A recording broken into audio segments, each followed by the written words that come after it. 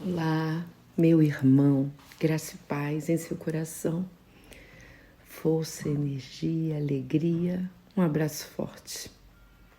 Bem, o livro de hoje é o Evangelho de João, interpretado e comentado, volume 1, por Haroldo Dutra Dias, do concreto para o abstrato, capítulo 12, e nos diz assim, João 1,12.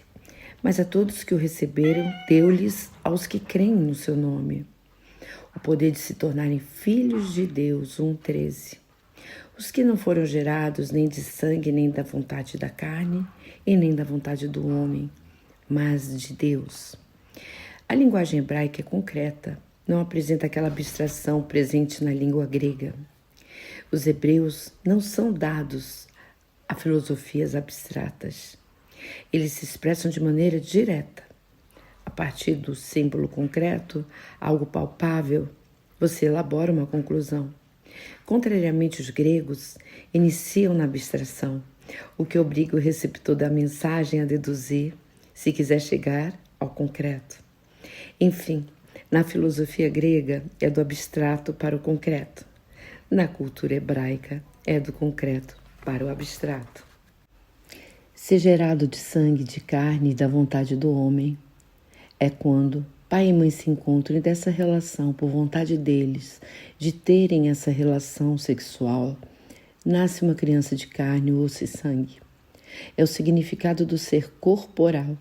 Todavia, não estamos resumidos ao corpo ou à célula ovo, que carrega metade do patrimônio genético da mãe e metade do patrimônio genético do pai, e vai se multiplicar e gerar trilhões de células formando um organismo vivo. Somos espíritos imortais, encarnados. Em verdade, a ligação do espírito com o corpo físico é feito célula a célula. Há uma perfeita união do espírito com o corpo. Na explanação acerca desse poder de se transformar em filho de Deus, João, evangelista, não faz referência ao organismo biológico que nasce, que desenvolve, que envelhece e morre. Antes ele fala do que é divino, do espírito em si. Contudo, ele emprega a linguagem concreta, e por essa razão ficamos tão confusos. Serão tornados filhos de Deus os que não foram gerados nem do sangue, nem da vontade da carne, nem da vontade do homem, mas de Deus. A vontade de Deus abrange a parte não material do ser humano, o seu espírito imortal. Ou seja, é esse espírito imortal que vai se transformar no Filho de Deus. A partir da questão de número 100 do Livro dos Espíritos, Kardec trabalha a escala espírita. Os espíritos começam imperfeitos, percorrem um longo trajeto evolutivo até transformarem-se em espíritos puros. E nesse trajeto o espírito utiliza-se de muitos corpos. Meio de quê? De evolução. Mas o trabalho que o Cristo veio não é para os corpos físicos, e sim para o espírito imortal.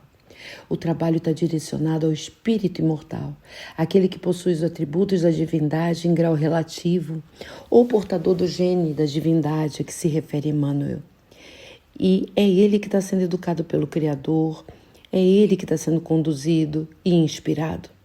Em seu evangelho, João elucida que ao espírito que ele se refere, não as características pertinentes à existência corpórea ou corporal, à extensão corporal. O seu foco incide na dimensão espiritual, eterna do ser humano, no aspecto que não pode ser afetado pela morte e nem pelas mutações da matéria. E o grande impacto do evangelho é no espírito imortal. O Evangelho, diz Emmanuel, é o sol da imortalidade.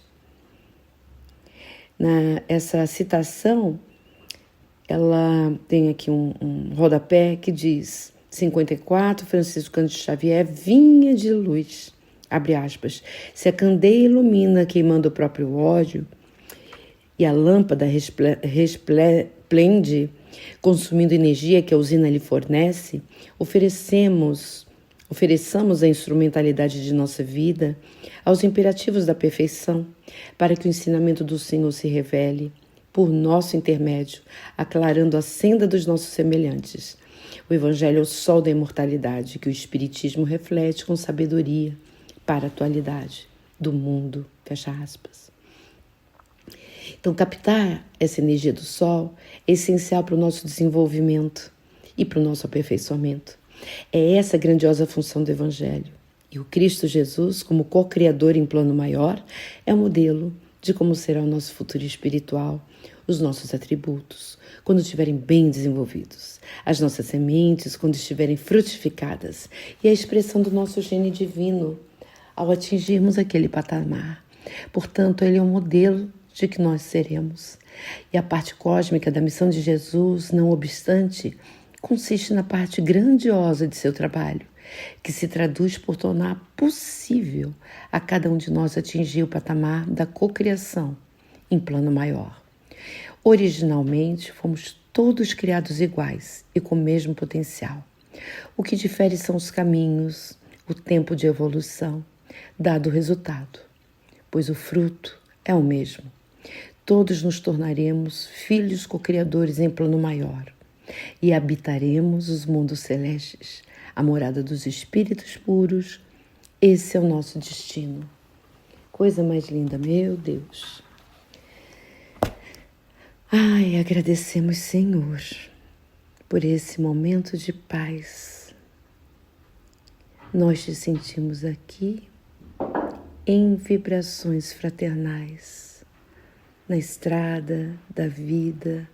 Conduz-nos ao bem, na alegria e na dor.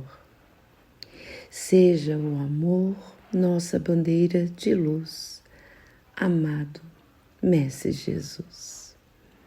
Um abraço, meu irmão. Até amanhã, se Deus quiser.